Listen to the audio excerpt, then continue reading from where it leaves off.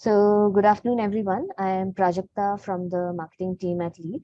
And on behalf of LEAD, I would like to welcome you all to this live webinar on technology integration in schools. This webinar is the eighth one in our series of free webinars, where we talk about various topics relevant to school owners and principals. And today we have with us Dr. Rejaul Karim Barbhuiya, who is an assistant professor, computer science at Central Institute of Educational Technology, NCERT.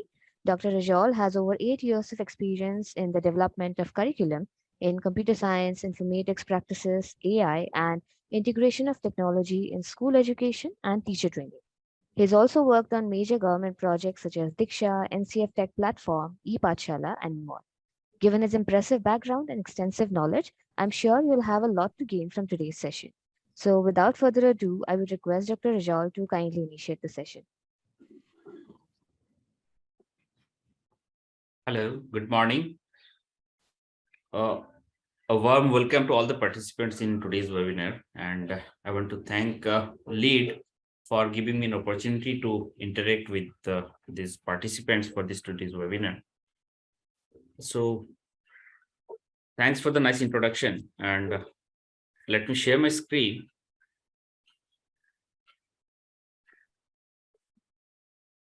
Can you please confirm if my screen is visible? Yes, sir. All right, thank you. So this is me. I work at Central Institute of Educational Technology at NCERT.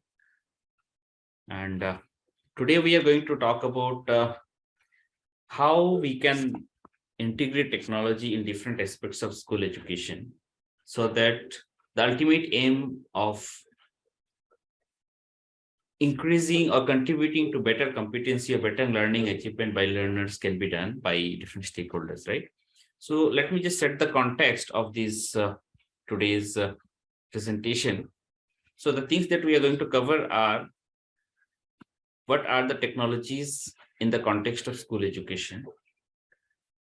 So when you talk about, see, there exists different variety of technology today, right? And computer science or IT is such a field today that is being used in almost every work of our life. You consider any domain, you will find an application of computer science or some concepts of computer, some information technology being used in every domain, right?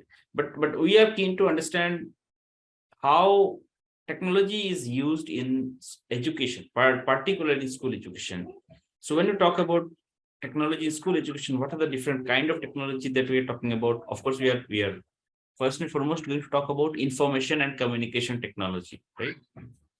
And we all pretty much understand what is an ICT, right? Then and another technology which is coming up in a big way, which is an integration of software as well as hardware, is probably robotics, right? We all know. And robotics again is finding application in various domains, not only in manufacturing, not only in assembly.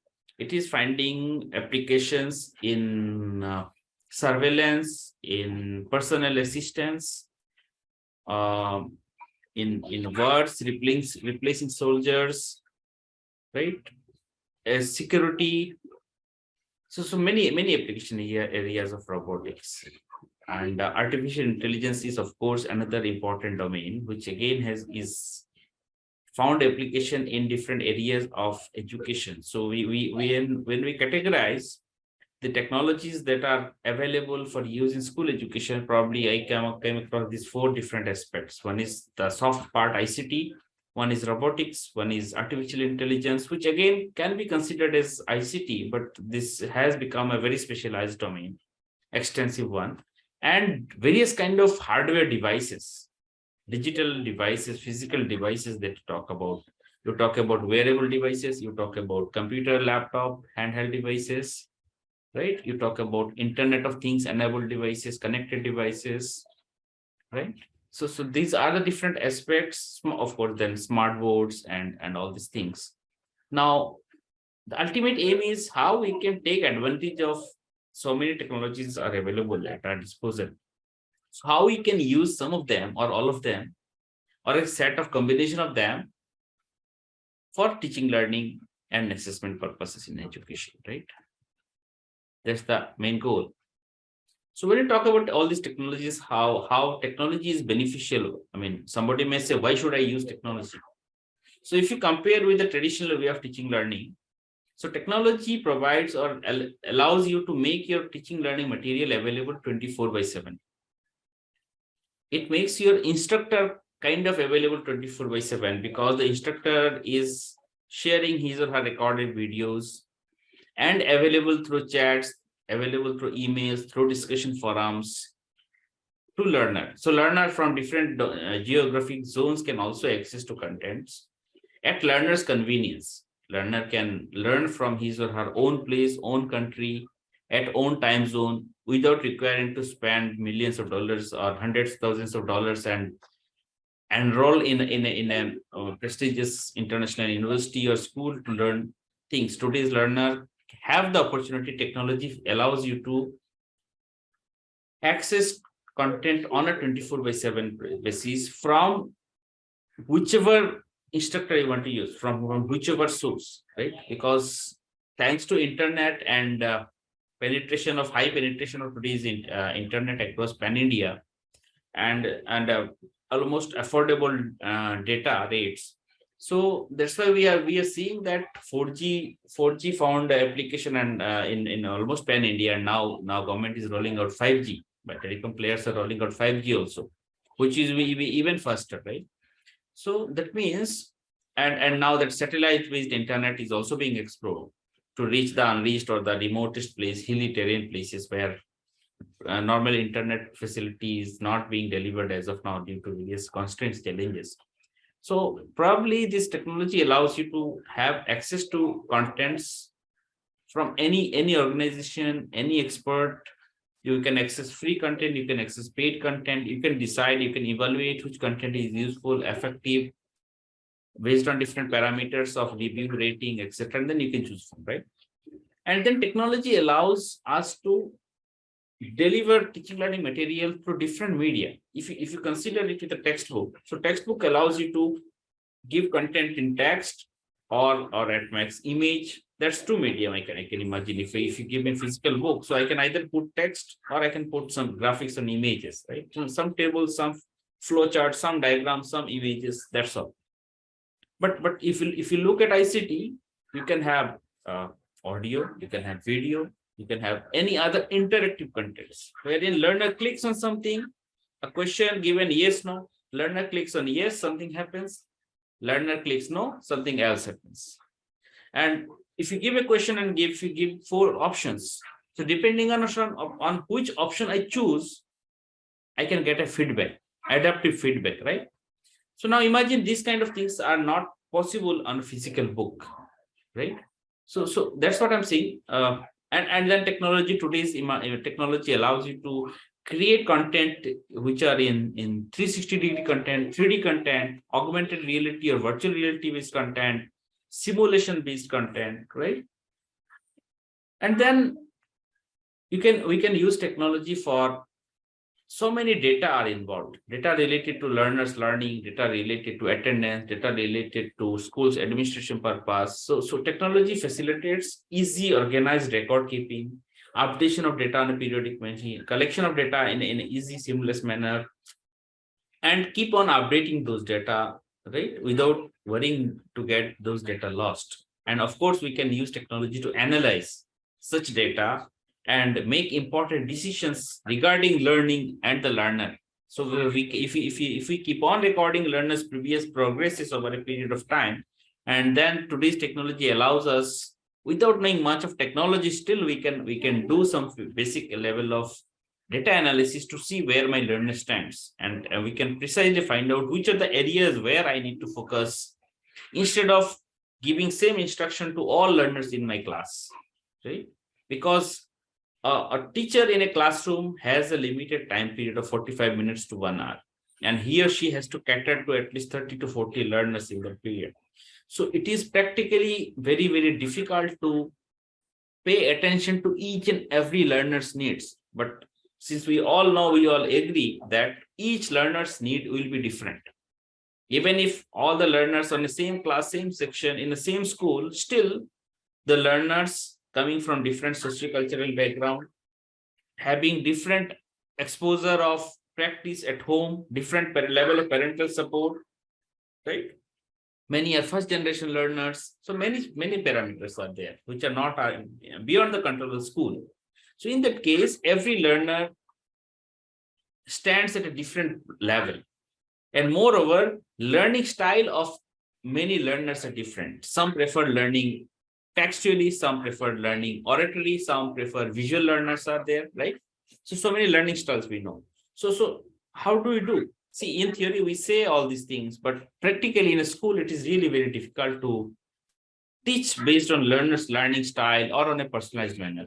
But in that case, technology can be a great help because we can use the technology in right way, and then we can decide, figure out pretty quickly where each learner stands, and then we can recommend or we can intervene on a personalized basis, right? Just a moment, please.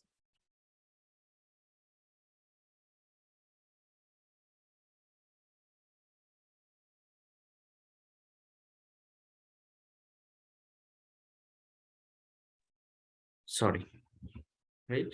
And then as I said, our technology allows us to access to global experts, global contents, and contents that are improved, right? Because anyone and everyone can create and disseminate through the internet, right? But then there are ways through which we are able to see which contents are liked by most of the people, which content are rated the most, and there are many other ways. And moreover, supposing as a teacher I want to create a piece of content today, right? I may have an idea, and then I browse internet, I go to YouTube or any other place, and I see that already some content exists, and I watch that content, and then probably something else comes to my mind that can I add certain things onto this video, or can I make some modification, some improvement in this content? So that's how continuous refinement, continuous improvement in content is happening, right? So now coming to the context that we all know that Government of India launched the new education policy on July 2020.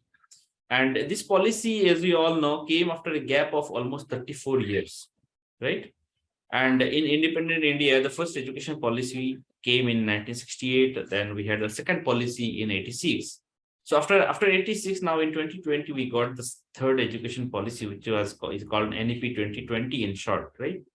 So let us see what are the some salient features or major recommendations of national and NEP 2020. So before going to discuss on this content on the screen, so here you see new areas of NCF. Now you may say, what is NCF? So how NCERT brings policy to the ground is the journey is that once the government comes up with a policy, so policy is a broad recommendation document, right? It's a 65-page document. It talks from school education to higher education to adult education to teacher education to systemic reforms, all these things in a very crisp way. Now, NCERT as an organization need to decode that. And how do we do? So we create national curriculum frameworks based on education policy. And that framework guides us how actually the school education or any education system should work. So NCERT at present is based on the NEP 2020. We are working on 4 national curriculum frameworks, which I'll cover in later slides. So these are some of the major takeaway from new education policy. It says that the existing 10+2 system will be replaced by 5+3+3+4. And so I want to seek your attention here. If you see my screen, so as of today, a learner at the age of 5 goes to school, class 1. I'm talking about, I'm not talking just about the private schools. Some private schools starts at class age 3. But if you see at the large majority of the schools across the boards in this country, so in most of the cases, the formal learning starts from class 5, school education starts, age 5, right? So that's why 6 to 18, right? So 10 years plus 2 years, 10 years of general education and 2 years of higher secondary that we call senior secondary education that we call and there are streams there, as we know. There are streams: humanities, commerce, and science. Broadly, these three streams are offered, and learner has to choose from one of the three streams along with combination of some certain subjects. So what the new policy is saying, it is saying for a 5 plus 3 plus 3 plus 4. So if you look the column on the right, and if you look from bottom to top, so it says that the foundational, preparatory, middle, and secondary. So a learner at 3 years of age, will all the learners, all the kids in this country are supposed to now go at 3 years of age and join at a preschool. We are calling them preschool Balvatika, right?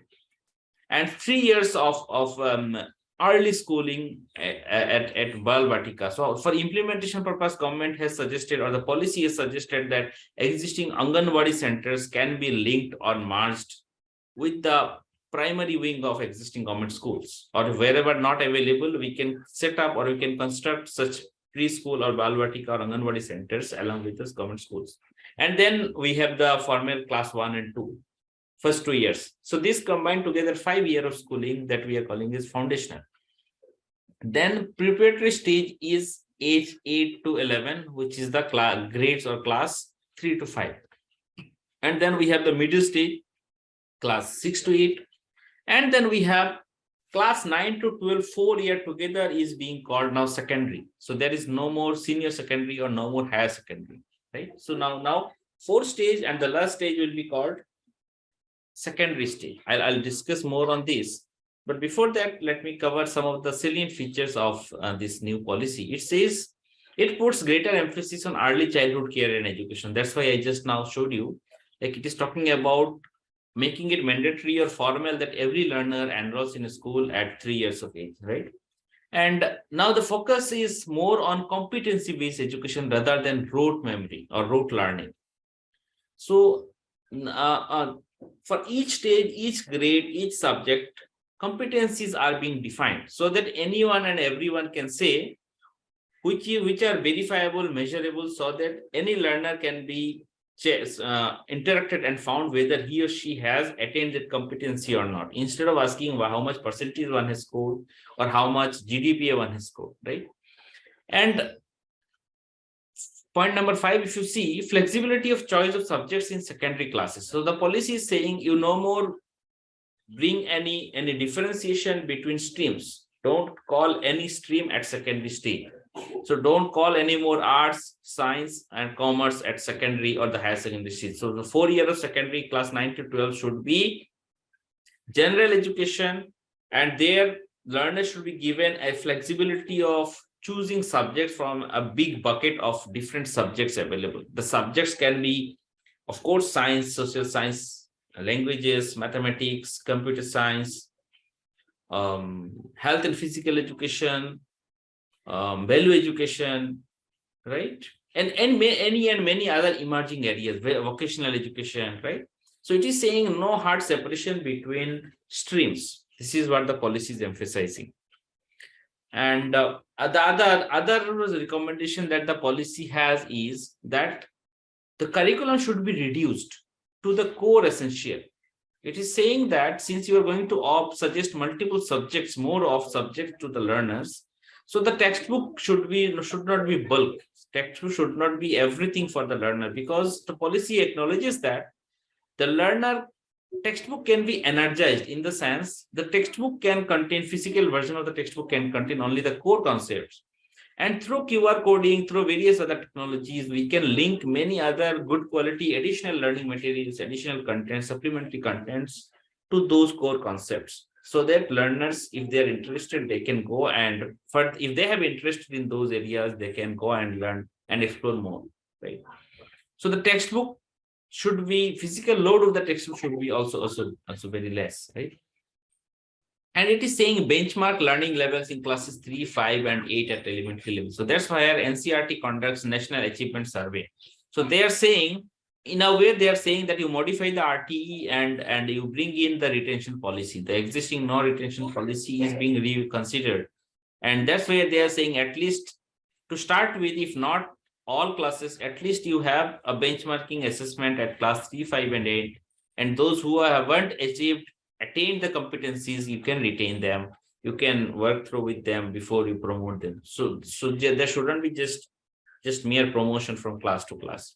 So they are putting greater emphasis on vocational education, and they are saying from middle stage, which is class 6, they are saying vocational subjects should be made mandatory. Every learner should opt for one vocational subject in school, right?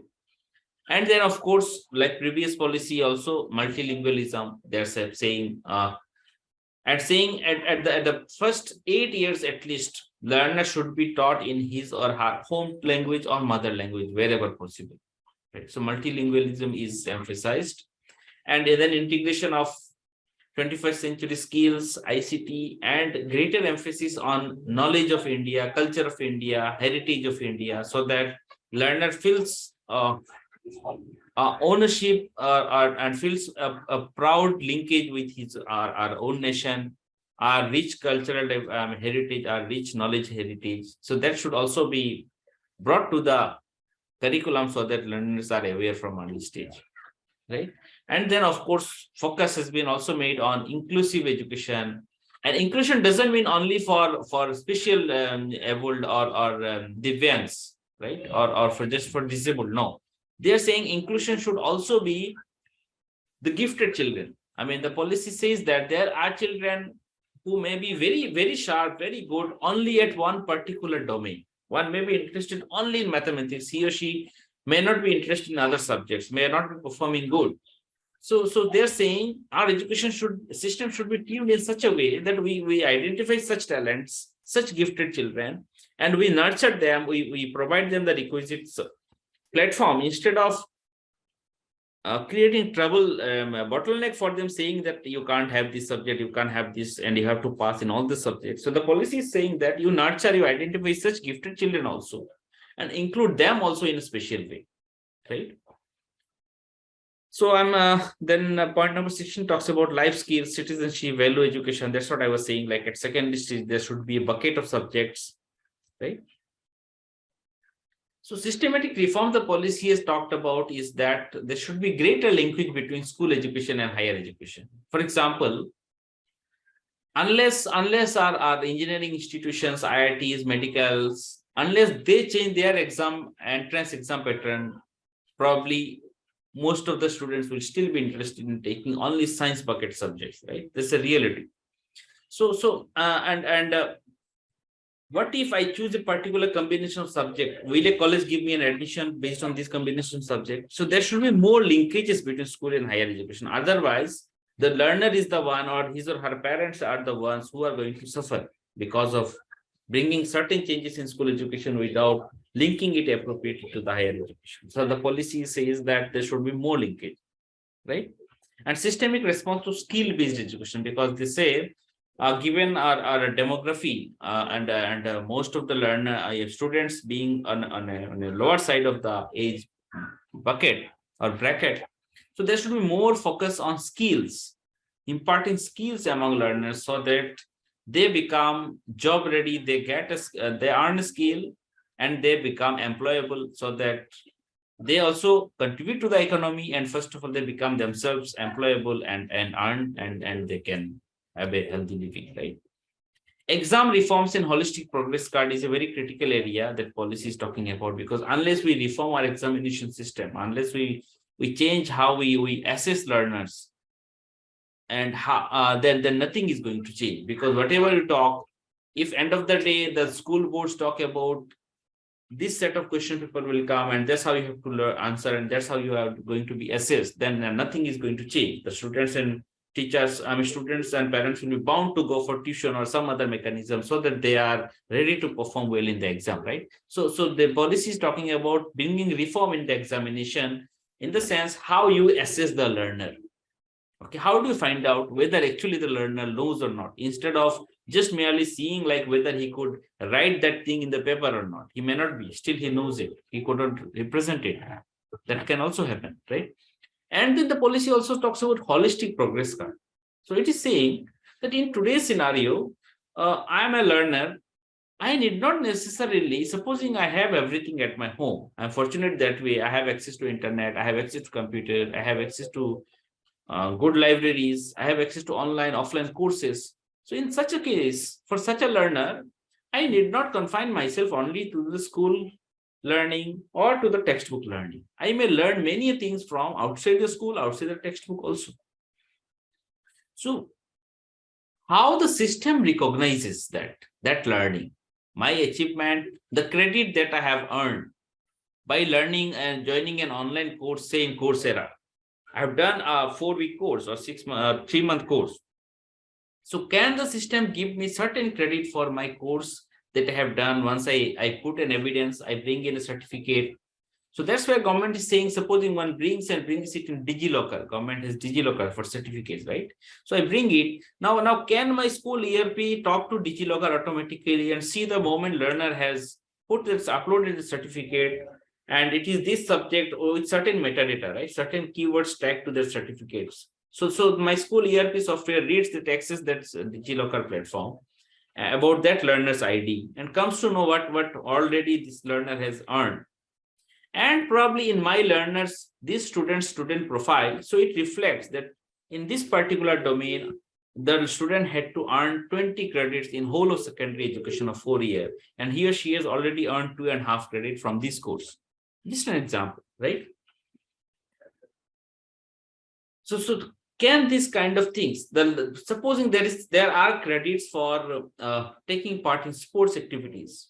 So what if learner has on his or her own initiative taken part in some sports event, some sports tournament, earned a medal as a certificate and a badge, and the moment he or she uploads it, can the system recognize it, give it due credit, right?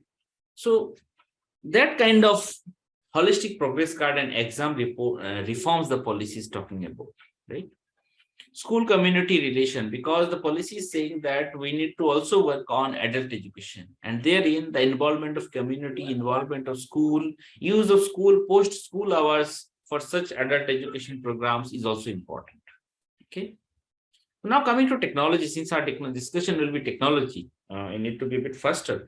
So technology, NEP acknowledges that technology will impact education in multiple ways, and the reality is that only some of which we can foresee now. The way emerging technologies like artificial intelligence, machine learning, the way the speed at which they are evolving, so how they are going to change the whole landscape of a workplace, the whole landscape of how we earn, how we communicate, how we socialize, how we do shopping, how we spend our money, right? So all these things are changing at a faster pace. So some of things are very difficult to foresee even how things will change.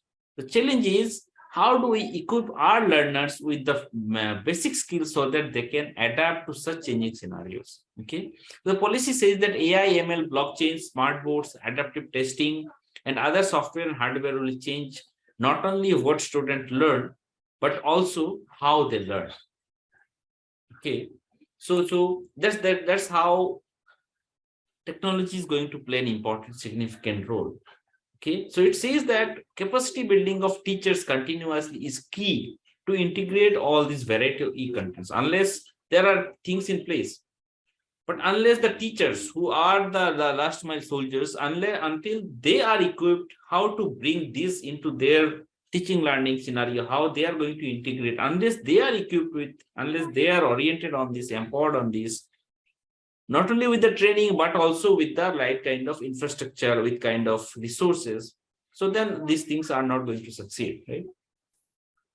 And the policy also recognizes that technology-based education platforms to be integrated across school education.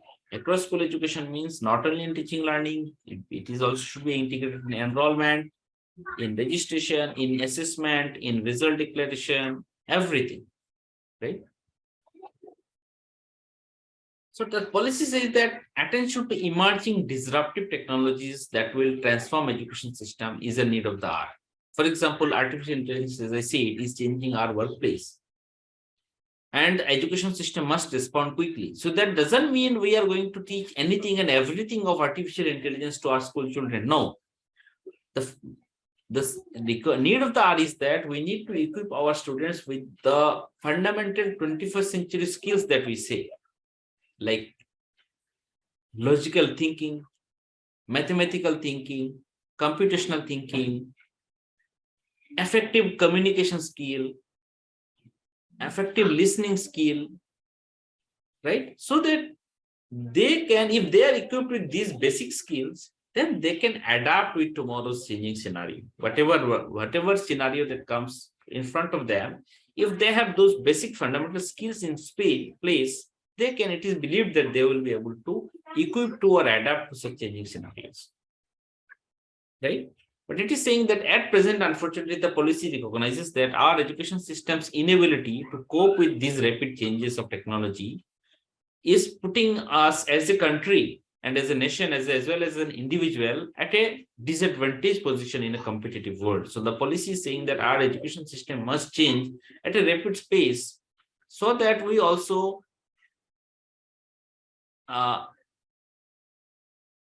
take advantage of these technologies and we remain competitive in this world, right?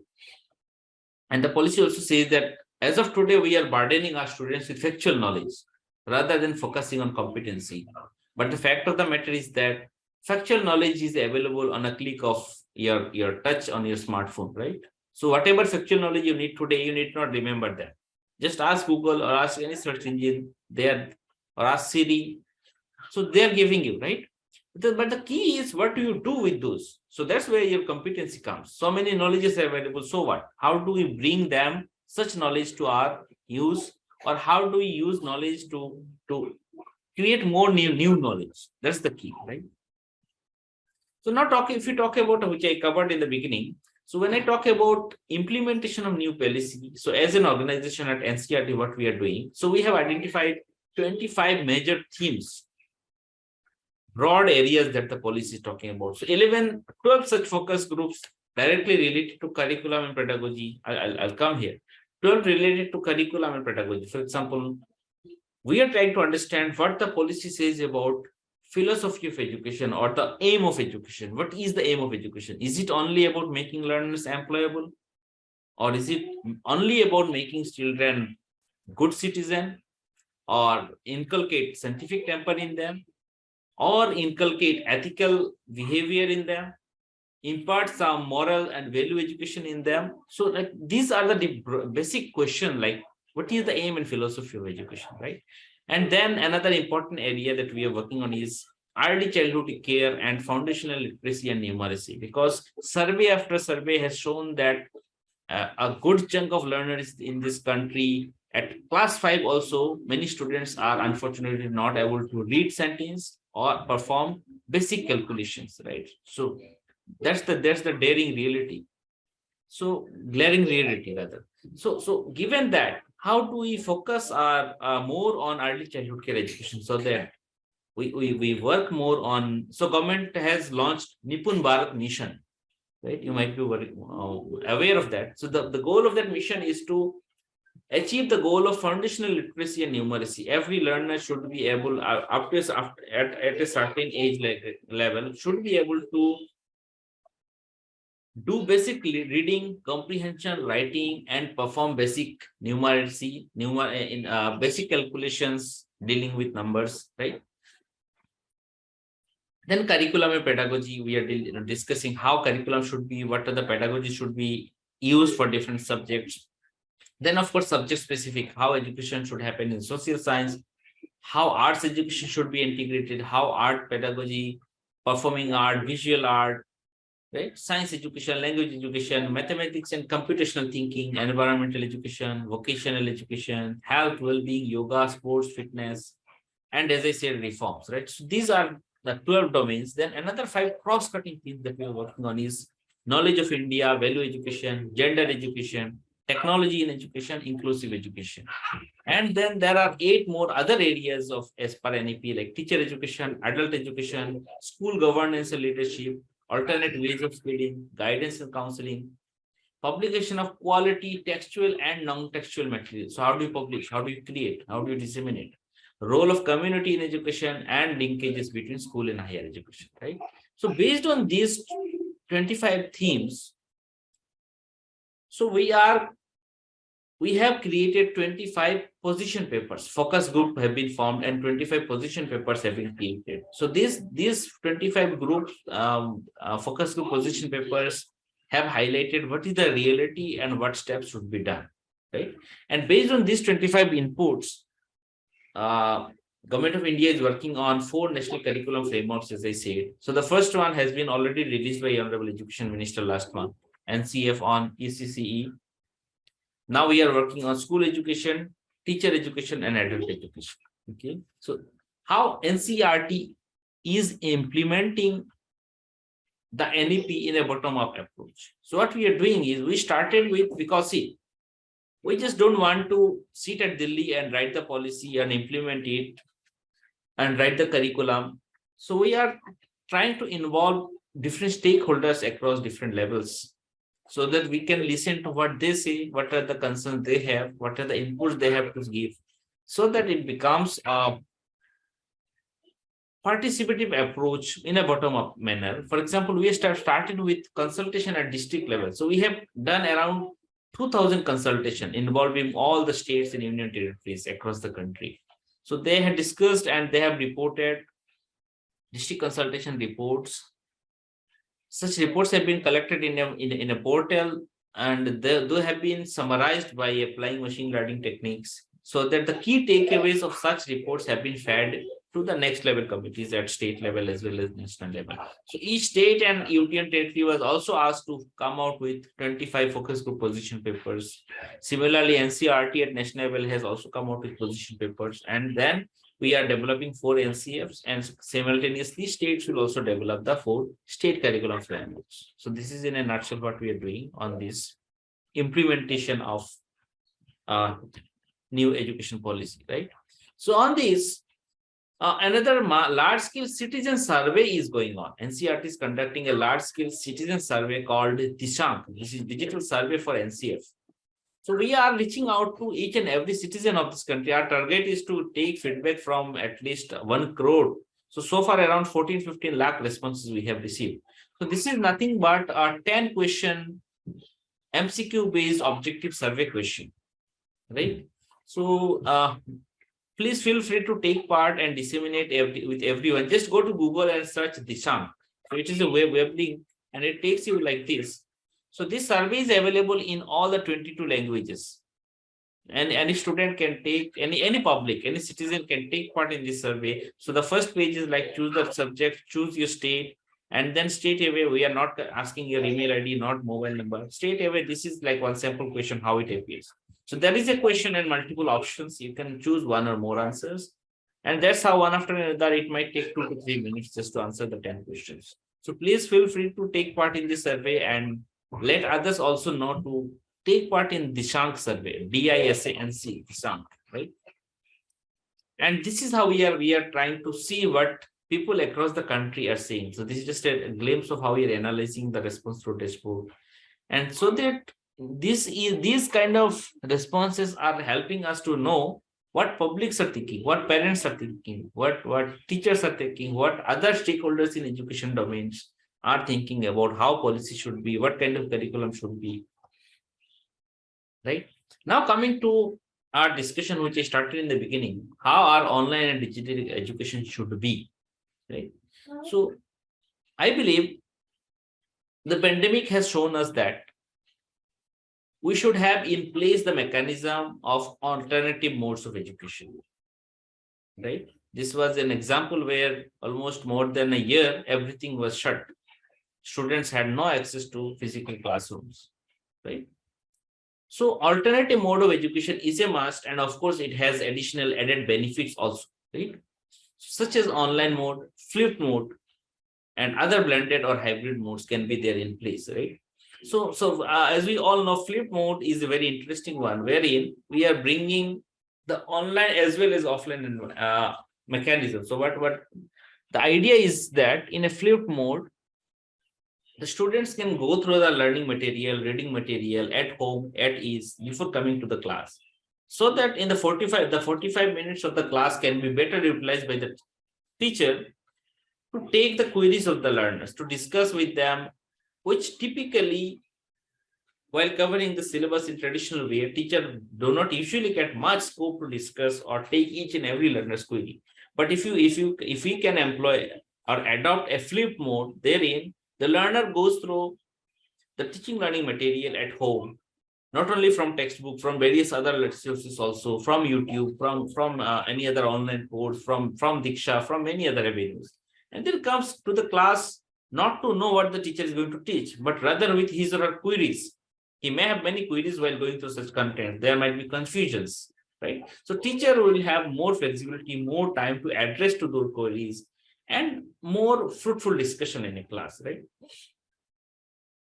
But remember, doing anything in such a way or adopting any such online mode of education requires a different, altogether different pedagogic approach. And the assessment mechanism will also change, right? So we need to figure out, see, the online pedagogy of teaching is certainly varies a lot compared to what the traditional pedagogy of teaching in a classroom, because the learner in an online environment need not be confined to only your textbook or only to what you teach them. They can have access to many other resources, many avenues for learning. And that's why your pedagogy changes, right? Another key is for successful online and digital education is to know that learning resources are available in different formats, different media. And they are not available in one place, they are available in multiple places. They are available in my own country's portals, they're available in a global scenario also, right? So I should know the different type of e-contents are there, and there are different places where from I can access the e-contents so that I can collect and refer to the right set of resources, right? So if you ask me what kind of technology can be used, right? So I would suggest explore already available learning resources to start with. This is my first level. What are the different type of learning resources available? And just don't blindly start using the moment you have, just because you have found a video to be used, just don't blindly use it in your classroom, or just don't blindly integrate it in your lesson plan. Evaluate their usability and effectiveness. Is it really good? Is it authentic? Whether the concept that has been explained is correctly explained or not? Does it appear to be effective? Right? And then only you decide about integrating in your lesson plan. Then we should also explore what are the different tools for assessment. What are the different tools through which we can give feedback, customized feedback, conditional feedback, how I can record, analyze, and track students' achievement, right? So all these, there are different tools. There are different software applications or different mobile apps through which I can carry out wonderful and interesting assessments, right? And then there are various ICT tools to automate. Many teachers may also be required to do many routine works. May not be every time admin work, but many other routine work also, as well as effective communication with parents, with colleagues. So for that also, what are the tools available? Can it save my time? Can it help me to better organize, right? And then if you reach a further next level, once you are comfortable with these kind of things as a user, then probably I can explore and find out what are the different softwares, tools, apps to create different type of learning resource. So if you see this slide here, I'm talking about me as a teacher or me as a parent, me as a school head, just about using the as is resources. Here I'm talking about, can I create some content? Can my school also contribute by creating some good content? So to create, do I need to hire a software developer, a programmer, a technical person, or are there software tools which probably by watching a YouTube video of that software, how to create, can my teachers start creating some basic content? Can I encourage them by organizing some small competition in my school on some event, some special event, right? Then at the next higher level will be there are learning management systems or what you call a school ERP. Although those are not same thing, but still, I mean, in common parlance, they are being called like this, to organize the contents, manage the other aspects of learning, such as assessment, rubrics for records, data analysis, and various other things. So learning management systems are specially designed software which helps you manage every aspect of learning, not only delivery of content, creation of content, organization of content, right? And analysis, data analysis, record keeping, and all these things, right? So if you talk about the kind of e-content that we find on internet, broadly, when it's a multimedia, these are right. We find text, we find graphics, we find audio, video, animation, we find images, right? We can click images through mobile also, right? But then these are also kind of contents, newer set of contents, like simulation, 3D or 360-degree videos, augmented reality-based contents, virtual reality-based contents, adaptive scenario-based contents. And this set of contents we call as interactives, because as a learner, I'll be able to interact with these contents. So if you see in this slide, I've tried to categorize contents in terms of level of interaction. So if you give me a Word file or a PDF file or a book, which pretty basically is text or image, I can't interact with it. I read, so I read. I don't get any feedback. If you give me an animation or an audio video file, either I play it or I pause it or I repeat it. That's all I can do. I can skip, I can drag, skip, and then I can play. But I can't interact. But if you give me a clickable, so I click on on my screen, there are 4 buttons. I click on one button, so something happens. At least I get to hear a sound, or some text happens, or if I click on a button, some page opens. So that means some interaction based on my behavior, certain this thing happens. Or drag and drop or matching. You give me a quiz or you give me a question wherein I have to drag certain object and drop somewhere, right? So the moment I drop, it gets and sits there or gives me a feedback like correct, incorrect. So that kind of drag and drop things, basic quiz questions, those provide us with limited interactivity. But then if you talk about simulated contents, branching scenarios, artificial augmented reality and virtual reality based contents, those allow us to have higher level of interaction with the contents. And we as all educators or people involved in education, we all know that more the interactivity, the more learner remains engaged, finds interest in the content. If you give me a 10-page text, I may read continuously if I'm really motivated. Otherwise, reading a couple of pages, I may lose my interest and I go away. But if you give me something wherein I need to click and something happens, so then probably I'm engaged. I have to think because I just can't blindly click. I have to read, I have to understand, I have to see what if I do choose A, or what if I do this experiment in science? What if I add this chemical? What happens? Right? So this is where simulation helps. So we should also, while browsing content from internet, we should also know that there are contents which have different levels of interactivity. So first of all, I should know what are the places where I can get these different kind of content. And probably at next higher level will be, can I create some of these contents? Right? Some of the challenges that I have highlighted here is that we know that there exists a huge digital divide in our country, right? So, and it is not very easy to resolve it because it has got huge financial implication, right? So, but still government at policy level is taking different initiatives to reduce the digital divide. Okay. And then, of course, the moment you come to a digital world, there are concerns of cyber safety and security, data privacy, right?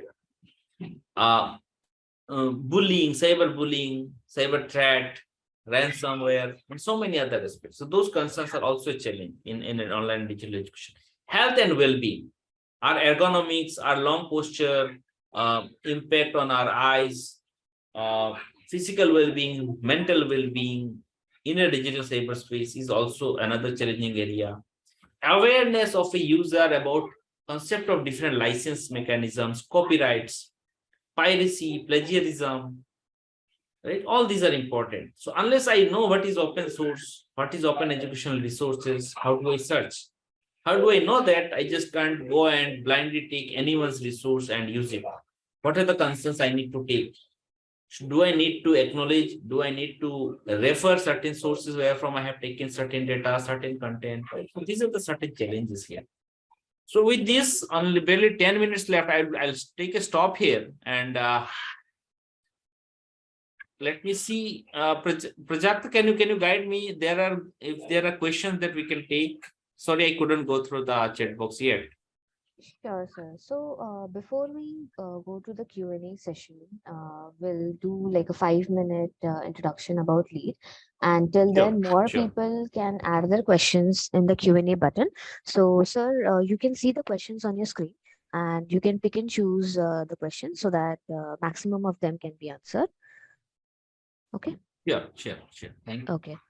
So till then, I would request Miss Shalini Bhattacharya, who heads the brand content and PR function at Lead, to give a brief introduction to Lead.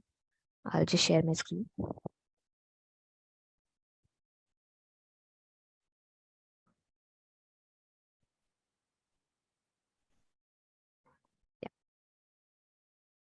Thanks, Prajakta. And thank you, Dr. Rejaul. I was listening in rapt attention. So fascinating to see what are the possibilities when it comes to implementing technology in schools. And just the possibilities of making education more personal, more effective, and improving learning outcomes is something that we're all working towards. So great to see the developments you've been talking about. As Prajakta mentioned, I look into communications, brand, and PR at Lead. And I won't take very long. But first of all, I'd like to thank all the participants who've joined us today. Thank you so much for making time on a Saturday. And thank you for your interest in technology and how technology can be used to improve learning outcomes for students in school. A little bit about Lead. In this year, we've completed 10 years. So big celebrations for all of us. But who are we? Essentially, Lead is India's largest school edtech company. We were established in 2012 by our co-founders Sumit Mehta and Smita Dura. And the objective, even back then and even today, was very simple. We are working towards helping schools transform. And we're driven by our mission of making excellent education both accessible and affordable for every child in India. So that's what all of us as a team are working towards. We hope to reach 26 million students and roughly 65,000 schools by 2026. Those are the goals we're working towards. Currently, we're already helping to transform and working with more than 3,000 schools across the country. That means we're in about 400 plus cities across India. We're working with 25,000 plus teachers, and more than 12 lakh students are already benefiting from Lead's integrated system in schools.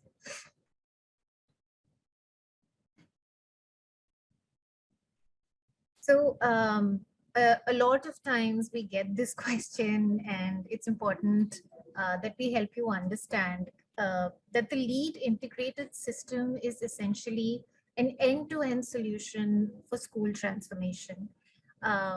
If I were to break it down into what are the main constituent parts, excuse me, first of all, we focus on building teacher capability. So we work with teachers to train them. They have access to a network of peers. We provide them resources and tools that they can use in classrooms. That's where the technology bit comes in. All our teachers, all teachers in Lead powered schools are equipped with tabs that have preloaded lesson plans. So we make it easier and we make it more effective for teachers to teach in classrooms. Of course, everything that we do is ultimately focused around the student. And so you'll see on the screen in front of you the fact that the student development system occupies a majority of our attention and time. And of course, Dr. Rejaul has been talking about it, and we are also strong believers in the fact that the right combination of technology, pedagogy, which is how to teach students, and of course curriculum, can really work towards changing life outcomes for each child. We consider schools really as where foundational learning ability is established, and we believe nothing can really match the quality of education that a child receives in school. So that's who we are, a three-point system encompassing teacher capability, student development, and we're powered, of course, by technology.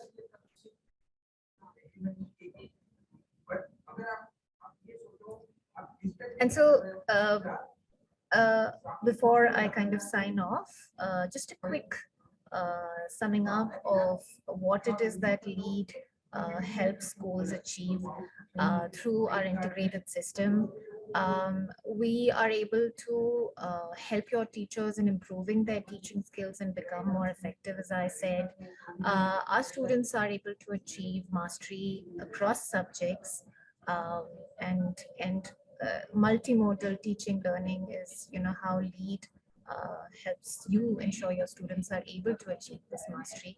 And of course, we recognize that English as a medium of instruction, as a language that you're using in schools, each and every student should be able to have a minimum, proficiency level in English in order to understand the other subjects also. So our proprietary system called ELGA, which is a short form for English Language and General Awareness, that can help you bring your students up to their levels of standards using the program. So just a short summary on what LEAD is. And Prajakta, I believe we have a video coming up, right, on how we implement technology. Correct. So I'll just play that.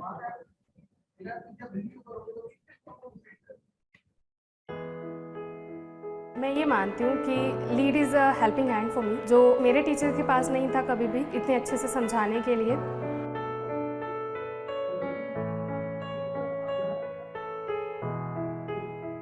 मेरा नाम चरणजीत है और मैं genius international school में 6th and 7th classes को science पढ़ाती हूँ।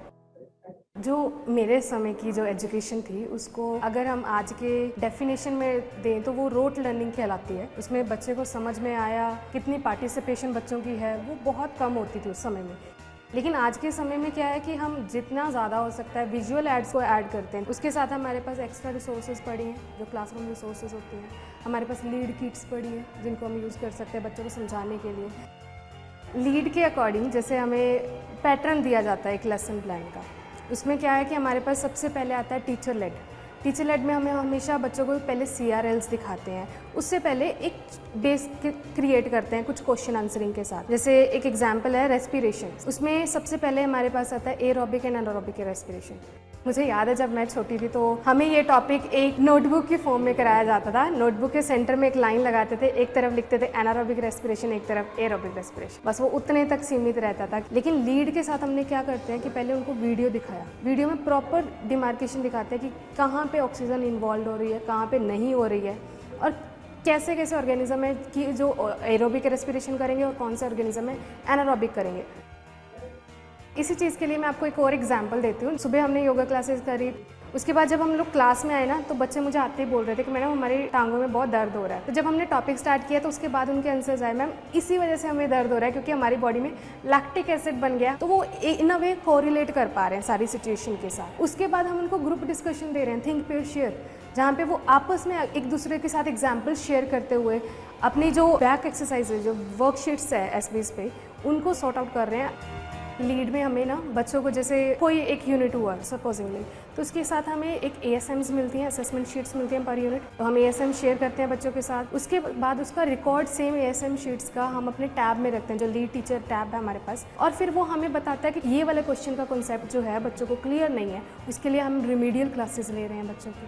तो रिमीडियल क्लासेस में दोबारा से वो कॉन्सेप्ट क्लियर हो जाता है। और मुझे ये लगता है कि इसकी हेल्प से जो मेरे स्टूडेंट्स हैं एटलीस्ट उनका मैं फ्यूचर सिक्योर कर पाऊँगी और दे सर्टनली विल लर्न मोर, और उनके जो कॉन्सेप्ट्स हैं वो बहुत ज़्यादा अच्छे तरीके से क्लियर हो जाएंगे।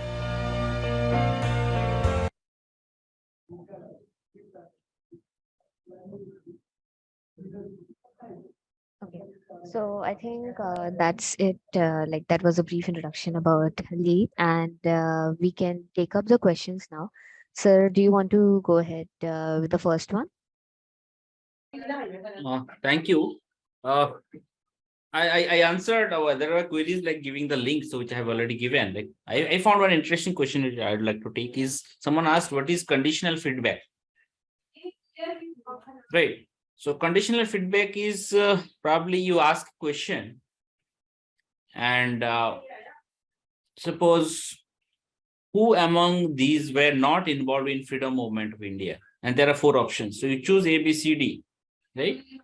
So the moment I choose A, which is correct, then also I give feedback saying that yes, you are correct. And then you add a line like how this person, for example, Mahatma Gandhi ji, so how his contribution was. And then I choose option D, supposing instead of B, I choose D, which is wrong. Probably this person was not even born during the time of independence, freedom struggle. Then the system also gives a feedback saying that why he is not correct. So in both the cases, whatever condition, depending on the condition you choose yes, you get a feedback. You choose no, still you get a feedback, right? That's where we are saying it, conditional feedback. Thank you. And so they're saying kindly let us know about training or orientation programs for equipping teachers for effective implementation of NEP.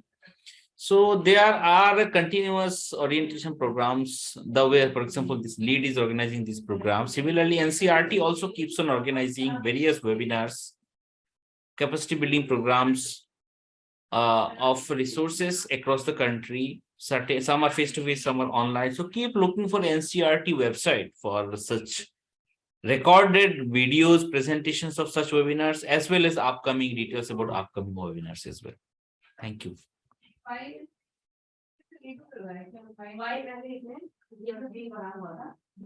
So they're saying how Madam Mary is asking, how will we know if the technology is causing the expected result or not?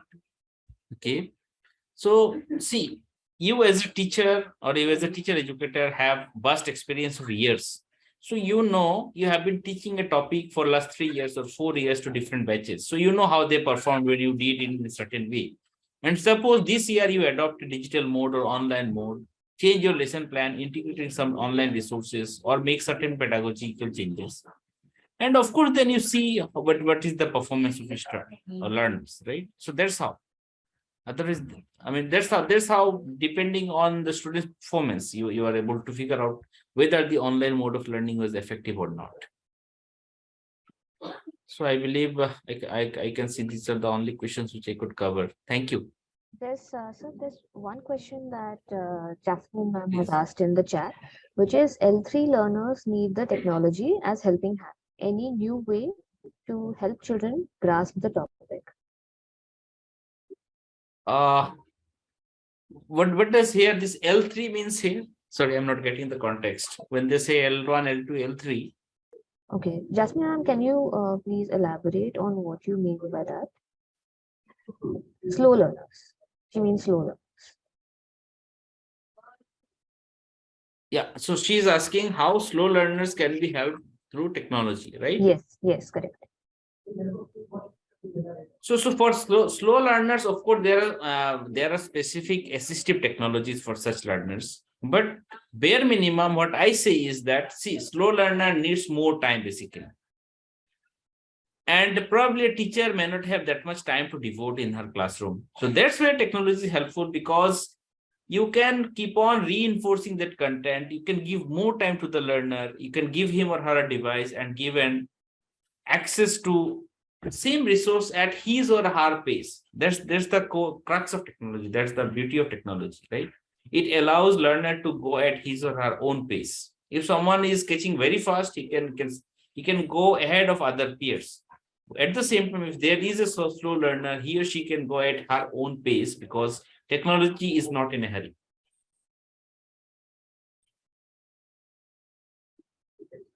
Okay, great.